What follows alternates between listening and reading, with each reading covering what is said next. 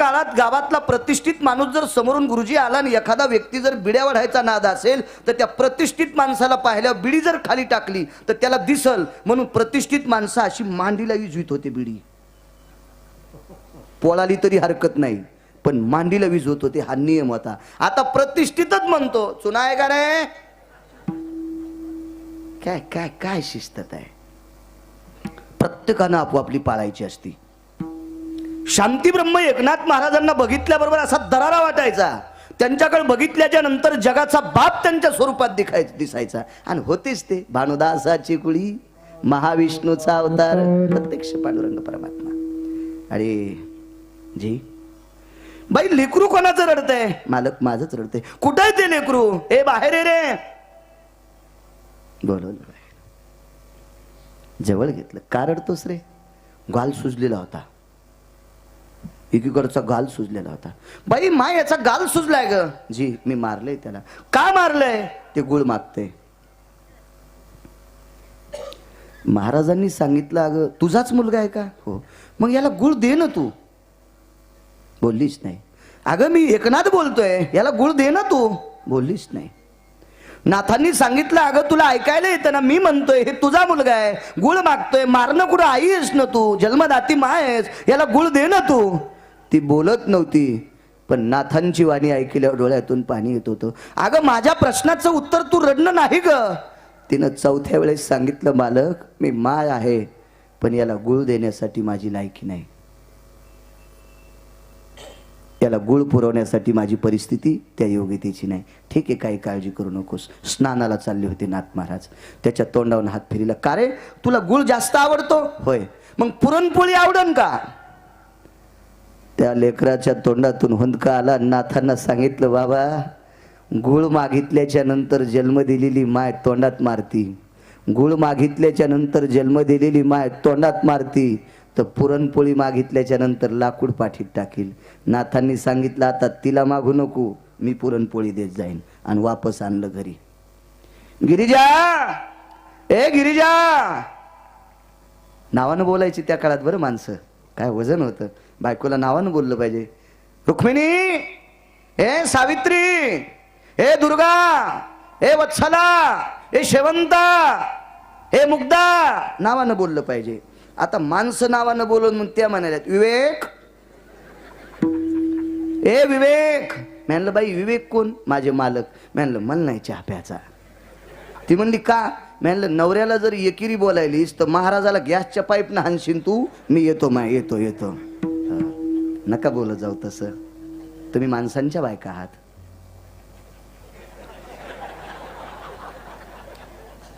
माझ्या महाराष्ट्राच्या मातीतल्या आहात.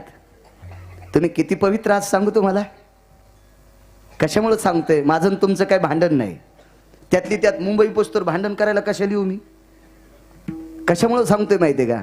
तुम्ही इतक्या पवित्र देशातल्या स्त्रिया आहात की ज्या देशात एका राजाला 1800 बायका होत्या, त्या रात्री झोपीत जर 2 वाजता जाग आली तर रात्री 2 वाजता सुद्धा त्यांचा पदराला हात जात होता. त्या गोपीचंदाच्या पत्न्या होत्या. इतक्या कुलवान देशातल्या पत्न्या आहात तुम्ही. गुरुजी पुन्हा एक उदाहरण सांगू? जरा बाजूला तर जात नाही मी, गेल्यावर सांगा मला. मी पुन्हा मुद्द्यावर येतो, दयेच्या मुद्द्यावर येतो. मला ना दे कटा हाणायचा, बाहेरचं डिझेल आहे ना. एके दिवशी सीतेचा शोध करण्यासाठी मारुतीराय चालले. भगवंतानं सांगितलं सीता अशी अशी दिसती. मारुतीरायनं सांगितलं, आईसाहेबाचं वर्णन सांगितलं, त्यानुसार आईसाहेब ओळखल्याच्या नंतर ह्या सीता आहेत हे मी जाणील. पण मी तुमचा दूत आहे हे सीतेला कसं कळावं? मी तुमचा सेवक आहे हे सीतेला कसं कळावं? म्हणून भगवान परमात्म्याला अगस्ती महर्षींनी दिलेली मुद्रिका ती मारुतीराय सोबत दिली. कारण प्रभू ज्या वेळेला अयोध्येतून निघले का त्यावेळेला देवाच्या अंगावर दागिने नव्हते. फक्त सीतेच्या अंगावर मंगळसूत्र आणि पायातल्या विरोध्या होत्या. जर देवाकडे दागिने असते तर नावाड्याला दिले नसते का? काहीच नव्हते. देवाच्या अंगावर अलंकार नव्हते, हे रामायण सांगते. मग ती लोपामुद्रेनं सीतेला दागिने आणि अगस्ती महर्षींनी नवग्रहाची अंगठी दिली. ती मुद्रिका हनुमंता ही पाहिली की सीता ओळखणार रामाचा दूत आहे.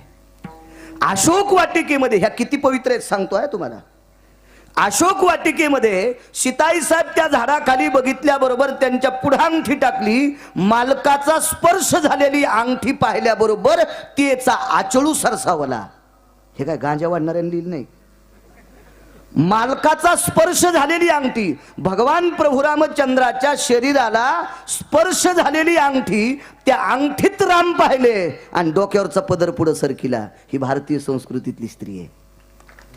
म्हणून तुम्ही पवित्र आहे. म्हणून कधी कधी एखादा शब्द तुम्हाला खारट तुरट बोलतोय ना, ते त्याच्याकरता बोलतोय, त्याच्याकरता की मागच्यांचा वसा तुम्ही बाळगत जाचा. नाथ घरी आल्याने आवाज दिला, गिरिजा जी जी जी. आपल्या संस्कृतीत फार गोडवा आहे. मी स्पेअर पार्टच्या दुकानावर 3.5 वर्ष नोकरीला होतो. तुम्ही मानायचे नाही असेल म्हणून नका मानू, मला काय घेणे त्याच्याशी. 95, 96 आणि 97, 98चे 3 महिने सोमनाथ ऑटोमोबाईल्स नावाचं एक दुकान होतं, त्याच्यावर मी नोकरी केली 3.25 वर्ष. बेरिंगचा बॉक्स तुमच्या नगरला घेऊन येतो तुम्ही औरंगाबादहून, आणि 2 बॉक्स पुण्याला सप्लाय करायचे होते. म्हणून पुण्याला जाणाऱ्या बायका किती अधिकारी आहेत नाथांच्या बाबतीत सांगतोय. पुण्याकडे जाणारा जो एसटीचा गाळा आहे बस स्टँडला, त्या गाळ्यात मी बसलो होतो एसटीची वाट पाहत. तेवढ्या अवकाशात एक कुटुंब बसलेलं होतं, वयस्कर 80-85 वर्षाची म्हातारी होती, 90 वर्षाचं म्हातार होतं. ते 2 जण आळंदीला जात होते. दिवस एकादशीचा होता. आणि मला विचारलं, बाळा कुठं जायचंय तुला? म्हणलं नगर करून पुणे जायचं, आधी नगरला उतरायचंय. मग पुणे जाणारी गाडी तुला चालते? होय. मग आपल्याला पुण्याला जाणारी गाडी किती वाजता विचारून घे. चौकशी केली, 45 मिनिटाच्या नंतर गाडी होती. बर, पत्नीला सांगितलं, लक्ष्मी, ते म्हातारं बोलत होतो बायकोला, अगं 45 मिनिटाच्या नंतर आपल्याला पुण्याला जाण्यासाठी गाडी आहे. मग एसटीत जागा असेल नसेल, फराळ करता येणार ना, एकादशी, घरून काही फराळासाठी आणलंच का? ते हॉटेलचा फराळ करणार नव्हतं. बाईनं घरच्या शेतातल्या भुईमुगाच्या शेंगा भाजून आणल्या होत्या आणि गुळाचा खडा बांधून आणला होता. बसस्टँडला ती बाई, बसस्टँडला 80 वर्षाची बाई 90 वर्षाच्या मालकाला बसस्टँडवर भुईमुगाच्या शेंगा सोलून देत होती. 2-4 शेंगादाणे खाल्ल्याच्या नंतर गुळाचा खडा मालकाच्या हातावर टाकत होती. ही परिस्थिती पाहिल्याच्या नंतर ते इतक्या चेडीला काय म्हणते, गुडघ्या इतकीच असते त्याचे, बरमुडा. हा, बरमुडा घालल्यातलं लाल केसाचं विदेशातलं अमेरिकन एक कुटुंब, त्याच्याकडे पैसे भरपूर आहेत पण कपड्याचा दुष्काळ आहे. पैसे कुंटाला ना त्याच्याकडे, बनलाव बनलं टेकले तर अशा तुमच्या इथल्यासारखे टावर तयार होतील, इतकं पैशावाला देश येते. पण तिथं कपड्याचा कंटाळा आहे. कशामुळे कपडे घालीत नाहीत, त्याला गुदगुल्या होत्यात का काय होतं, पण ते घालीत नाही. दुसऱ्याचं इचकायचं नाही, फोकट कळण शेंडीवळ. आपल्याला काय करायचं, आपल्याला घरच्याचा विटन शेजाऱ्याचा भांगणीट, दुसऱ्याचं इचकीनं नाही पाहिजे माणसानं. आपलं अंग धुवा, दुसऱ्याला कशाला म्हणा आंघोळ कर. पण ते कुटुंब आलं आणि त्यांनी हा म्हातारीचा फोटो काढा. मी धरला हात, मला इंग्रजी येत नव्हती आणि त्याला मराठी सुधरत नव्हती. मी 7वी पास. त्याने इंग्रजीत भडबड भडबड 2-2 उत्तर दिले. मी पुन्हा झालं, वाट काय बोललं त्यानं, शिव्या दिल्या का काय मला काय कळलं नाही. आणि मी त्याला धुन केलेलं त्याला कळत नव्हतं, कारण मराठी मला त्याला इंग्रजी, आम्हा दोघायचा काही मिळत बसेल. पण त्याच्या सोबत एक गाईड होतं, ते मला म्हणलं, काय रे काय काम आहे? म्हणलं काय काम आहे, तू कोण आहेस? म्हणलं मी इथलाच आहे औरंगाबादचा. त्याचा हात धरल्यावर तू काहून दुखायलं? ते म्हणलं मग तू काहून दुखायलं? म्हणलं त्यानं फोटो काहून काढा म्हातारीचा, काय गरज आहे, कुठं लय ते अमेरिकेतले, काढू दे ना. म्हणलं काढू दे ना, कोण तू सासरा आहे तो? कशामुळे काढा त्यानं फोटो? इजार त्याला काहून काढा? माझं तेच कारण आहे त्यानं फोटो काहून काढा म्हणून. यानं इंग्रजीत त्याला प्रश्न केला, त्या पोरानं तुझा हात कशा करता धरलाय, यानं त्याला प्रश्न केला. त्यानं त्याला इंग्रजीत उत्तर दिलं, मी बोललेलं. ते आमच्या महाराष्ट्रातलं पोरग आहे आणि ते विचारतंय ह्या महाराष्ट्रातल्या कुटुंबाचा फोटो काहून काढास. त्याचं उत्तर देत असताना ते बोलत नव्हतं, त्याच्या डोळ्यातून पाणी येत होतं. मी ह्या शिपरुटाला जाऊन विचारलंय, गाईड आहेस का फाईड आहेस? रडणं उत्तर नसते, काहून फोटो काढा सांग म्हण, नाही ते कॅमेरात घेऊन जातो मी. इतकं नाही चरचरपणा केला. मीच लोकांची तर पोटासाठी काम करीत होतो, इतका कशाला आगावपणा करू? तुम्ही मस्त ऐकायला लागले. पण त्याला म्हणलं का फोटो काढा, रडणं उत्तर नाही. त्यानं त्याला इंग्लिशमध्ये उत्तर दिलं आणि त्या गाईडनं मला मराठीत सांगितलं, बाबा त्यानं याच्याकरता फोटो काढाय, त्याच्या देशातली स्त्री मालक 5 कोटी जरी दिवसाला कमीत असेल, मालक तिचा दिवसात 5 कोटी जरी कमीत असेल, पण ऑफिसहून घरी जात असताना त्याला शंका येते आपल्याला सोडून गेली असेल का. ही त्याच्या देशाची संस्कृती आहे. म्हणलं त्याच्या देशातली काय संस्कृती आहे सांगू नको, बरं इथला फोटो का काढा, याच्या करता काढा. या भारत देशातली स्त्री 85 वर्ष वय झाल्याच्या नंतर 90 वर्षाच्या मालकाला बस स्टँडवर भुईमुगाच्या शेंगा सोलून देती. हा फोटो त्याला त्याच्या देशातल्या स्त्रियांना दाखवायचा आहे. किती पावित्र्य माहिती यांच्यामध्ये, किती पावित्र्य. चला ए गिरिजा जी, हेच चाललं होतं ना जी. काय मालक, पांडुरंगाच्या कृपेने आपल्याला एक पहिला मुलगा आहे हरिपंडित, आणि गोदावरी मातेच्या कृपेने दुसरा एक भेटलाय. याला गुळ नाही. उद्यापासून देवाचा नैवेद्य पुरणपोळीचा याला देत जाय. काय दया असेल महाराज. इतक्यावर नाही भागलं, बरं इतक्यावर नाही भागलं. त्याच व्यक्तीचं नाव गावबा काका. पुढे ऐका, पुढे पुढे. दया करणे पुत्राशी गुरुजी, आणि त्याची दासा आणि दाशी. हे बोलण्याची ताकद त्याच लोकांत असती की त्यांनी तो अधिकार दर्शवा. युग असा निर्माण झाला. कालांतराने नाथांची विद्वत्ता ऐकण्यासाठी दुसऱ्या राज्यातली सुद्धा माणसं येत होती. एके दिवशी काशीतून एक पंडित आलेत. काशीतून चालत आलेल्या पंडितांना पायाचे जोडे उघडले होते. घोड्यावर बसून आलेल्या पंडितांना शीटला घट्टे पडलेले होते. असे पंडित नाथांचं श्रवण करण्याकरता पैठणला आले. सर्वाभूती दया सांगतोय. आणि तिथं आल्याच्या नंतर बोर्डावर असं लिहिलं होतं, आज नाथांचं पाठ होणार नाही, आज नाथांचा पाठ होणार नाही. मग त्या पंडितांना जे थकले का त्याच्या हजारो पटीनं थकवा जास्त आला. आज एकनाथ महाराजांचं आपल्याला ऐकायला भेटत नाही. म्हणून त्या पंडितानं ध्वजपत्र काढलं. ध्वजपत्र म्हणजे आताचा जो कागद असतो का, पूर्वीच्या काळात ध्वजपत्रावर लिहिलं जायचं. ध्वजपत्र काढलं, पिशवीतला टाक काढला, आणि तो टाक शाहीत न बुडवता मांडीत टोचला, आणि मांडीतलं रक्त काढून एक पत्र लिहिलं. कळावे शांती ब्रह्मनाथ बाबा, तुमचं श्रवण करण्यासाठी मी आनंद आश्रमाहून इथपर्यंत आलो, पण तुम्ही पाठाला येत नाहीत म्हणून एवढं दुःख झालंय. हे श्रद्धेचं पत्र. अशुद्ध अनुभवम व्याप्ती स्थितेषु. अशुद्ध म्हणजे रक्त. जन्नुर्जंगार भयस्थिता. माझ्या मांडीतलं रक्त काढून मी त्याचं हे तुम्हाला हे 3 ओळीचं पत्र लिहिलंय. कळावे आपला एक दास. नाथांनी ते पत्र वाचिलं. अरे बापरे, एवढ्या श्रद्धेनं माणसं आली. ताप आलेला होता अंगाला, तशीच उठली आणि पाठ केला. आनंद वाटला लोकांना. पण दुसऱ्या दिवशी नाथांनी बेजार झाल्यामुळं जास्त त्रास झाला. आता चोपदारांना सांगितलं, मी आज पाठ करणार नाही, पण बोर्डावर लिहू नका नाथांचा पाठ होणार नाही म्हणून. मग ऐन वेळेला कोण करील बाबा, ते ऐन वेळेला आपण बघून घेऊ कोणाला करायचं तर. आणि मग 10 मिनिटं शिल्लक आहे तेवढ्या अवकाशात चोपदार आपले पोशाख घालून आले. बाबा आता पाठाला कोण जाणार, गावबाला बोलवा. चोपदार गेले. गावबा, ए गावबा जी. मालकानं बोलवलंय पाठीमाग. गावबा काका चौकाच्या आत जातच नव्हते. मधला चौक असतो का वाड्यातला, ते चौक ओलांडून मध्ये कधीच नव्हते जात. पण मालकानं बोलवले म्हणून वाकत वाकत आतमध्ये गेले. नाथांनी पाठीवर हात टाकला. गावबा निमस्ती काढ बाबा. अंगात निमस्ती होती. ज्यांच्या पॅन्टीवाल्याला निमस्ती काढायची नाही. निमस्ती काढून खुंटी लाड केली. हातपाय धुवून घ्या.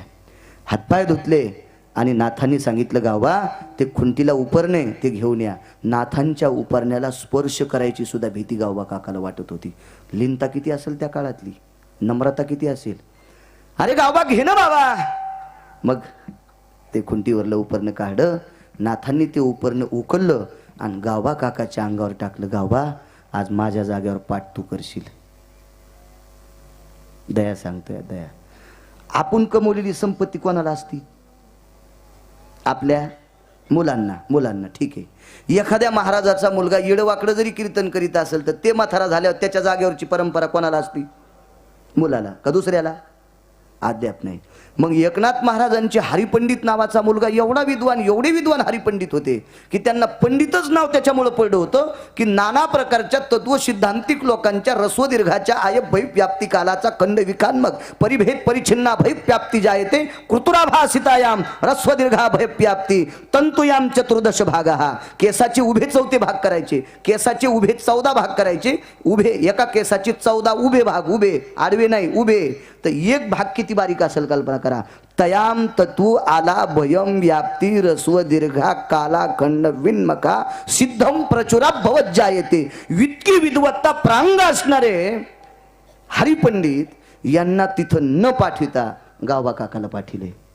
काय दया असेल कल्पना करा. चौकापर्यंत गेल्याच्या नंतर पाय हालत होते. चोपदार म्हणले, गावबा चला ना. आपली ताकद नाही म्हणले. म्हणले वापस जाऊन मालकाला सांग. वापस गेले आणि दर्शन घेतले. काय गावबा, मालक तुमच्या गादीवर बसायची हिंमतच नाही. जवळ बोलिलं आणि पाठीवर थाप टाकली. जाय गावबा, तू जे बोलशील का, आज जे तू व्याख्यानात पुराणात बोलशील का, लोकांना सुद्धा कळणार नाही गावबा बोलायलेत का एकनाथ महाराज बोलायलेत. कृपेची थाप टाकली. होता त्यांची कृपा. थाप टाकल्याबरोबर गावबापा नाथांचं स्मरण करून व्यासपीठावर बसले. काल ज्या काशीच्या पंडितानं नाथांच्या मुखारविंदातलं व्याख्यान ऐकेल तर का, त्यांच्या कितीतरी पटीनं आज गावबा काकांचं व्याख्यान होतं. कृपा कोणाची होती? नाथांची. आणि ते व्याख्यान संपल्याच्या नंतर 75 हाताचं पागुट डोक्यावरचं मांडीवर घेतलेलं होतं त्या पंडितानं. तर ते डोळ्यातल्या पाण्यानं पागुट्याचा एक कोपरा भिजलेला होता. शेवटी ते पंडित उठले आणि डोळ्यातल्या पाण्यानं जे पागुट्याचा कोपरा भिजलाय तो कोपरा बाहेर काढला आणि गावबा काकाचे पाय पुसले. आणि तोंडातून वाक्य पडलं, एकनाथ महाराजांचे आपण कितव्या क्रमांकाचे चिरंजीव? शांतीब्रह्म एकनाथ महाराजांचे आपण कितव्या क्रमांकाचा मुलगा? गावबा काकानं सांगितलं, गुळ भेटत नव्हता म्हणून गुळ खाण्यासाठी त्याच्या घरी झाडून काढायला आलेला मी गावबा नावाचा मुलगा आहे. तर काशीतल्या पंडिताईनं हाताचे बोट तर तोंडात घातलेच होते, पण पायातली पण बोट तोंडात घातले. अरे बापरे, याला दया म्हणतात. एवढी मोठी परंपरा, एवढी मोठी परंपरा दासाच्या स्वाधीन करायची. दया करणे पुत्रा सीतेची दासानी दासी, याला म्हणायचं सर्वाभूती दया. साधू म्हणावी ऐशी विठोबा रखुमाई.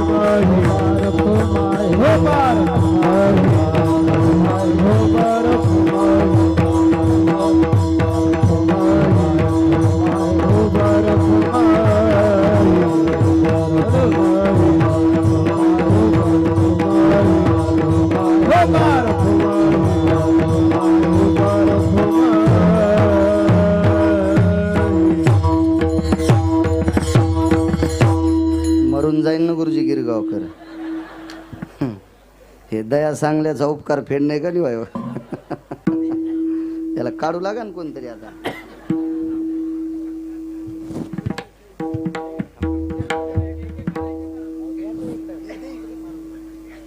तिकडे ध्यान चोपदार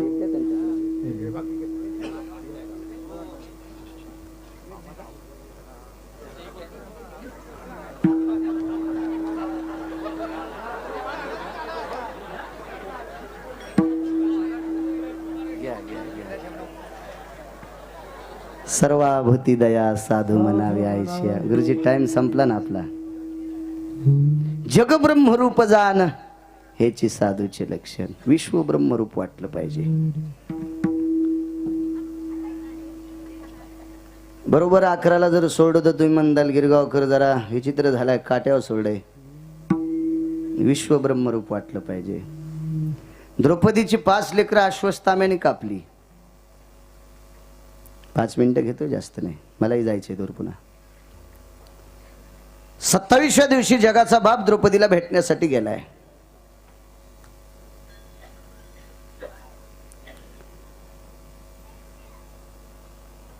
अभिमन्यू ज्या दिवशी मृत्यू पावले का त्या दिवशी त्याच वेळेला प्रभू भेटायला गेले.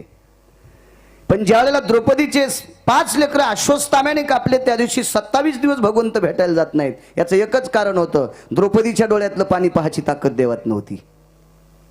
इतकं प्रेम द्रौपदीचं देवावर आणि देवाचं तिच्यावर. भगवान गेल्याच्या नंतर रडू लागली द्रौपदी. भगवानही रडू लागले. शांत द्रौपदी. देवा काय कारण येणं केलंय?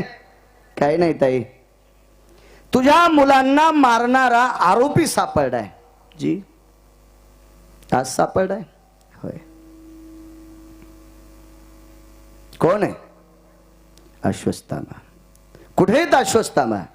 बाहेर आपल्या दरबारामध्ये खांबाला अश्वत्थामाला बांधले साखळीनं. जी मग माझ्याकडे येण्याची काय गरज प्रभू? दादा भगवंतानं सांगितलं, ज्या अश्वत्थाम्याने 5 लेकरं कापली त्या अश्वत्थाम्याला शिक्षा काय द्यायची असं तुझ्या धर्म नावाच्या पतीला विचारलंय. विश्व ब्रह्मरूप वाटलं पाहिजे. ज्या अश्वत्थाम्याने तुझी 5 लेकरं कापली त्या धर्माला विचारलंय की तुझे ज्यांनी 5 मुलं कापलेत त्या अश्वत्थाम्याला शिक्षा काय द्यायची. धर्म अहिंसावादी होते. अहिंसा परमो धर्म. धर्माने सांगितलं जिहम पंचान हिंसाकारे तसा देश त्यागेशु. धर्मानं सांगितलं ज्यानं 5 लेकरं गुरुजी कापलेत त्याला आपल्या देशातनं बाजूला काढून द्या. साम्यवादी उच्च शब्द होता. ठीक आहे. अर्जुनाला विचारलं काय द्यायचंय? तत्रा पंच हत्यारोहो एकम हत्या किमम जायते. ज्यानं आपले 5 कापावा, ज्या हातानं आपले 5 लेकरं कापलेत त्याचा तो 1 हात कापून टाकायला काय हरकत आहे? वाक्य अर्जुनाचं आहे. भीमाला विचारलं काय शिक्षा द्यायची? चिरंजीव आहे माहीतच नाही. पंचास्तितो कारम एकम हिंसाचार. हा ज्यानं 5 मारावा त्याला एकट्याला हाणायला काय हरकत आहे? भगवान म्हणले नकुल सहदेवा तुमची काय इच्छा? आमचे 3 भाऊ सांगतील ते. भगवंतानं सांगितलं तुम्ही पिता आहात, शिक्षा ठोठावल्या तुम्ही. पण जिनं 9 महिने पोटात वागवलाय तिला विचारायचंय की तुझे 5 लेकरं कापल्याच्या नंतर अश्वत्थाम्याला काय शिक्षा द्यायची हे मी तुला विचारण्यासाठी आलोय. जग ब्रह्मरूपा विश्व आपलं वाटलं पाहिजे. भगवंतानं सांगितलं द्रौपदी काय शिक्षा द्यायची? माझ्या मालकानं काय सांगितलं? धर्मानं सांगितलं गावातून काढू द्या. अर्जुनानं सांगितलं हात कापा. आणि भीमानं सांगितलं त्याला कायमचं संपवा. नकुल सहदेवानं सांगितलं हे 3 म्हणतील ते करा. तर जगाच्या मालकाचं तोंड द्रौपदीनं पदराने दाबले. दादा माझी भक्ती जर टोकाची असेल, जर मला बहीणच मानित असेल तर एकच तुला दिवाळीची भीक मागते. अश्वत्थाम्याला आपलं समजून कापू नका. का ग द्रौपदी? का नाही कापायचं? ज्यानं तुझे 5 लेकरं झोपीत कापले मूर्ख होता अश्वत्थामा. पुरावा आहे ना त्याला. तुका म्हणे अंगी राखिली दुर्गंधी. तुका म्हणे अंगी राखिली दुर्गंधी. अश्वत्थामावादी पांडव पुत्र.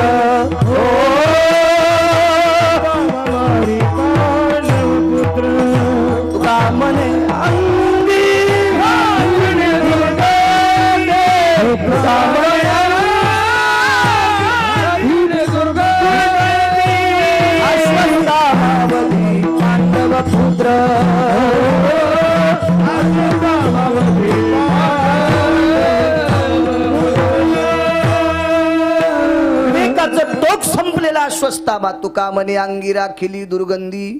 अश्वत्थामा वधी किंवा मारी पांडव पुत्र. दुर्गंधीने व्यापलेला अश्वत्थामा होता. दुर्योधनाला प्रसन्न करण्यासाठी पांडवाच्या मुलांचे डोके कापून तिथे नेलते. हे हुशार होतं दुर्योधन. त्यानं भिंतीला हाणल्याबरोबरच कळालं हे पांडवायचे नाहीत म्हणून. हुशार होतं ते नाही सांगायचं मला. भगवंतानं सांगितलं द्रौपदी तुझे 5 लेकरं कापाव त्याला काही ना काही शिक्षा असावी. भगवान ऐका, ज्याच्या पित्याने माझ्या मालकांना विद्वत्ता दिली, ज्या द्रोणाचार्यांनी माझ्या मालकांना विद्या दिली, द्रोणाचार्यापासून विद्येचा खेळ, जगातला 2 नंबरचा विद्वान व्यक्ती, त्या व्यक्तीने माझ्या पाचीपतींना विद्या दिली. गुरुजींचा पुत्र गुरुबंधू असतो देवा, आणि म्हणून अश्वत्थाम्याला शिक्षा देऊ नका, हे पाप माझ्या मालकाच्या हाताने होऊ देऊ नका. भगवान म्हणले असं का ग बोलतीस द्रौपदी, शिक्षा द्यायलाच पाहिजे. जग ब्रह्मरूप. पुढचं वाक्य ऐका. द्रौपदीनं सांगितलं देवा, जर अश्वत्थामा तर मरत नाही, तो चिरंजीव आहे, तो चिरंजीव आहे. पण आदा कदा तू जगाचा बाप आहेस, तुझ्या सत्तेशिवाय झाडाचं पान हलत नाही. तुझी कृपेने वेदाशी बोलणे, सूर्याशी चालणे, तुझी बळी आहे साधू समर्थ ब्रह्मांडाचा धनी.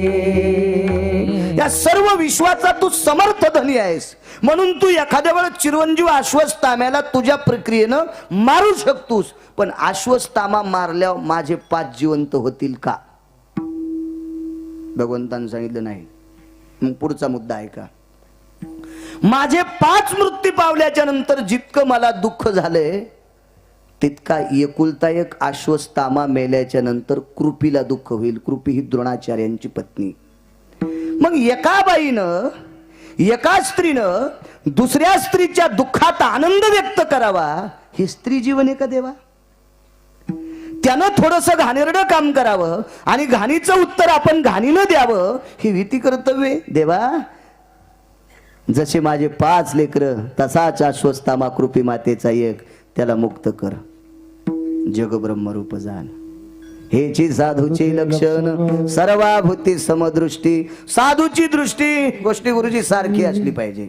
गाडी चालली गिरगावकराची, मी इकडे नाही आणली, मुंबईतले रस्तेच कळत नाही. जरी मी आणली तर तुम्हाला तिथपर्यंत यावं लागलं असतं, मग त्याच्यापेक्षा ट्रेन आलेलं बरं आहे ना. गाडी चालली अशी हायवेनं, रस्त्यात एक इनेकरी बाबा उभे होते, तुम्ही नाही, गरीब इनेकरी. आणि त्या इनेकरीने हात द्याला, महाराज महाराज तुम्ही ज्या सप्त्याला चालले मला तिथे यायचं, येऊ द्या. हे ड्रायव्हर नाही केलं. ड्रायव्हर म्हणला, महाराज ते इनेकरी बाबा आवाज देऊ लागले, त्यांना आपण जिथे कीर्तनाला चाललो तिथे यायचंय. जाऊ दे, कुठेही नाही करायच्या नादी लागू तू, चल. दामटिली गिरगावकरानं गाडी. आणि पुढं गेल्याच्या नंतर एक मोठा व्यक्ती होता, जसं उदाहरणार्थ हे आपले आप्पा अध्यक्ष, उपाध्यक्ष वसंतराव, हे 2 माणसं रोडवर उभे होते. ड्रायव्हर म्हणला, महाराज ते 2 आपले मागच्या आपण सप्त्यात आलतो आजीवलीला, ते अध्यक्ष आणि उपाध्यक्ष रोडवर आहेत. गाडी 150च्या स्पीडनं होती. मी म्हणलं थांबेव. गाडी ड्रायव्हरला थांबवायला लावली. दोघं पाया पडेन, 500-500 रुपये मला दिले. पण टायर 300चे घासले. बाळू महाराजाच्या गाडीचे टायर 300, 150ची गाडी स्पीडनं उभी केली ना.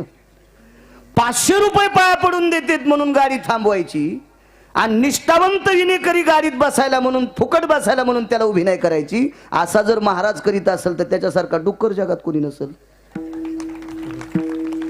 सर्वाभूती समदृष्टी. साधूची पाहत असताना दृष्टी सारखी असली पाहिजे, सारखी सारखी. नाथांकडे राम आणि सरजू नावाची 2 पोरं जेवायला आले.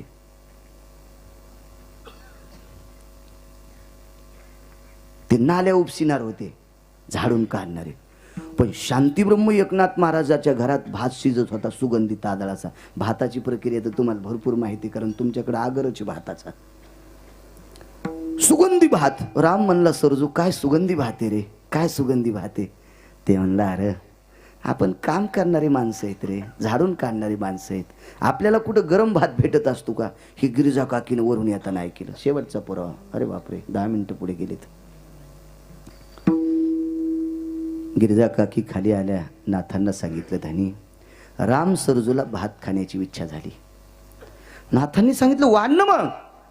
पण बाकीच्यांची काय बघून घेऊ आपण. अगं हे 2 गरीब माणसं जेवले म्हणजे स्वर्गातले पितर जेवले इतकं पुण्य. काय गोडवा असेल, काय स्थिती असेल. चांदीचे पाट टाकले, सोन्याची ताटं, 250 ताटं होती, एक ताट 2.5 किलोचं. नाथांकडे वैभवशाली कुटुंब. भात टाकला आणि भातावर 100 ग्रॅम गावरान तूप टाकलं. तिथं काय असा उंदराच्या कानावानी चमचा थोडाच होता, तसं तूप होतं का? आम्ही एका घरी पित्राला जेवायला गेलो, गुरुजी बाई दाभण घेऊन आली. दाभण पोतं शिवायचं. उजव्या हातात तुपाची वाटी, डाव्या हातात आणि उजव्या हातात दाभण. म्हणलं ही डोळे गिळे फोडीती का काय. पण तिनं तुपाच्या वाटीत दाभण घातलं आणि त्याच्या आणीला जितकं चिटकन का तितकंच भातावर टाकलं. अरे बाप रे, म्हणलं हिला गुरुच करावा आता. म्हणलं बाई काय तुमची तूप वाढण्याची पद्धत आहे. म्हणली माझी सासू यशापेक्षा छान वाढायची. म्हणलं कशानं, सुईनं का. सुईन नव्हती वाढीत. ती नागिनीचं पान घेत होती. नागिनीचं पान कळते ना, ते देठाकडनं हातात धरीत होती आणि पुढचं नोक असतं ना बारीक, ते तुपात बुडीत होती. ते एक जणाला वाढीत नव्हती. पंक्तीला जितके बसलेत त्यांना असं, ज्याच्या नाकावर पडलं ते खुशाल. म्हणलं बाई ती कुठे आहे. ती मागच्या घरात झोपली. आता कीर्तन सुरू झालंय. कसे उकळले माणसं, अध्यात्म ऐकायला जशी फाशील न्यायची होती अशी बसली होती. म्हणली कुठे आहे ती. मागच्या पलंगावर झोप. मी तिला गेलो पाया पडो. कोण आहेस रे. म्हणलं महाराज आहे. बाई बाळू महाराज का हो, काऊन पाया पडे. म्हणलं नागिनीच्या पानानं तूप वाढतात. महाराज मी सून दाबनान वाढीती, मी नागिनीच्या पानानं. पण भिंतीवर माझ्या सासूचा फोटो आहे. माझी सासू माझ्यापेक्षा वेगळं वाढीत होती. म्हणलं तू यापेक्षा वेगळं पुन्हा कसं. कशी वाढीत होती. माणसं पंक्तीला बसू देत होती. एका वाटीमध्ये विस्तव घेत होती, त्याच्यावर एकच तुपाचा थेंब टाकीत होती. घ्या धोपान. नाथांच्या घरी 100 ग्रॅम तुपाच्या वाट्या. श्रीखंड्या जी सर्वाभूती समदृष्टी शेवटचा पुरावा. राम सरजूला बोलव जी. ए राम सरजू. सरजा म्हणला राम आहे काऊन वास घेतलास. तुला कोण म्हणलं होतं भाताचा वास घे. आता मधात नेऊन हानतेत, आतमध्ये नेऊन हानतेत. म्हणला वाड्यात नेऊन. पळूनही जाता येत नाही. ए राम सरजू इकडे या.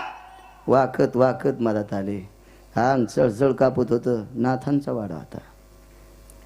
उभेरा पाठव. बावनिया चंदनाचा पाठ होता. तापलिया तेला बावनी चंदन, क्षण एक बुंद शीतल करी. उकळत्या तेलाला एका क्षणात थंड करण्याची ताकद ज्या चंदनात आहे त्याला बावनिया चंदन म्हणतात. सोन्याच्या फिरक्याने त्याच्यावर राम सरजू उभे केले. जगाच्या बापानं पाय धुतले राम सरजूचे. पाय धुवून जेवायला बसतेत ना मला वाटतंय. असं ऐकलेलं आहे मी कुठं कुठं. बऱ्याच सुमळ्याला अजून माहित नाही पाणी काऊन फिरीत येते. एक जण म्हणला मुंग्या हात येऊनी म्हणून. जमलं गडे म्हणलं तुला मंदिरात बांधाव मेले हो. पाय धुतले. ते म्हणलं बापरे पाय धुवून हानतेत का नाही रे बाबा. आतमध्ये नेल्यावर चांदीचे पाट बसायला टाकले. पाटाव कापितेत का काय रे. मग समोर भाताची पात्र आली. खाऊ घालून हानतेत रे. खाऊ घालून लादणीत टाकतेत आपल्याला. खाऊ घालून गिरिजा काकीनं 100 ग्रॅम तूप एकेकाच्या भातावर टाकलं. खा राम सरजू. मग लक्षात आलं मारीत नाहीत. राम आणि सरजूच्या डोळ्यातून पाणी आलं. आईसाहेबांनी विचारलं का रडतात. आईसाहेब आज 4 दिवस झालं पिठाची आंबील पोरं पेतेत. वाटीभर पीठ त्याच्यामध्ये मिठाचा खडा टाकून त्याला उकळायचं आणि पोट आगीसाठी आंबील पेत होते. आंबिलीला फोडणी नसते तेलाची, तिला आंबील म्हणतात. आंबील प्यायलेत लेकरं आणि त्या लेकरायच्या आम्ही बाप गावरान तू पण भात कसा खावा. लेकरं उपाशी येत आहे साहेब. गिरिजा काकीनं हरिपंडिताच्या डोक्यावर हात ठेवला. राम सरजू हरिपंडिताची शपथ घेऊन सांगते पोटभर खा, घरच्याला बांधून देईल. काय दृष्टी असेल महाराज. सामान्य माणसाला काम करणाऱ्या मजुराला सुद्धा पाहत असताना पोटच्या लेकरात त्याला बघायचं. सर्वाभूती समदृष्टी. 36 वर्ष पाणी भरलंय. 4-5 कावडी आणून टाकल्या की पदरानं त्याचा घाम पुसायचा. नाथबाबा पूजेत असताना बाईनं सोन्याच्या ताटात भातन साखर वाढायची. खा खा श्रीखंड्या खा. सर्वाभूती दया साधू म्हणावी आयशिया. जगब्रह्म रूप जाण हेची साधूचे लक्षण. सर्वाभूती समदृष्टी तोची साधू ये सृष्टी. मोठ्या श्रद्धेनं चालत असलेला अखंड या परमपावन सप्ताहामध्ये माझ्यासारख्या अल्पज्ञानी कडाची आलेली सेवा आदरणीय सन्मान्य मृदंग विशारद मृदंग महामेरू वारकरी संप्रदायातला अत्यंत शांतीब्रह्म असणारे आदरणीय कुष्टी गुरुजी सतत फोनवर संपर्क करत राहिले. गुरुजींमुळे इथे येण्याचा योग आला. गुरुजी तुम्हाला धन्यवाद प्रणाम. सोबदारांना प्रणाम. याही बाजूचे मृदंगाचार्य महाराज तुम्हालाही प्रणाम. संतोष महाराज बिडकर असतील, अंकुश महाराज असतील, आदी करून सर्व या बाजूची सर्व मंडळी, मस्तक माझा पायावरी वारकरी संतांच्या आदरणीय संन्याशी बाबा आहेत, बाबाजींना प्रणाम करतोय. याही बाजूची सर्व मंडळी, आसाराम महाराज निर्वाडीकर आदी करून सर्व जे असतील, चौकदारापासून पाठीमागची सर्व चौकदार मंडळी सर्व. आणि आनंदाचं गोड एक सांगायचं पुन्हा पुन्हा, कायमस्वरूपी आता इथून गेलेले दुसऱ्या परगावची असतील, दुसऱ्या कॉलनीतले असतील, तुमच्याही कॉलनीत जर सप्ताह होत असेल तर या आजिवली ग्रामस्थांनी जो नियम बाळगलाय धोत्रावरचा, तुमच्या पाया पडतो असाच नियम तुम्ही सुद्धा सुरू करा. कारण सांगू का तुम्हाला गुरुजी, हा नियम आपल्याला करता येत नसतोय. तुम्हाला महत्वाचं सांगतो, हे कीर्तनकाराला करता येत नाही. दमले 4-2 कीर्तनकार, त्यानं रिवर्स गिअर टाकले त्या कीर्तनकारानं. कारण हा नियम सप्ताह करणाऱ्यांना करावा लागतो. का? कारण भजनेत तुम्ही बोलवतात. कीर्तनकार जर म्हणला ए पॅन्टीवाल्या खाली बस, तर ते म्हणेन तू बोलत राह, मला गावकऱ्यानं बोलिलंय, तू नको इचकू. हाय ती कीर्तनकाराची जाईन का नाही? म्हणून गुणीजन मंडळींना तुम्ही बोलवता म्हणून तुमचं वर्चस्व असतंय.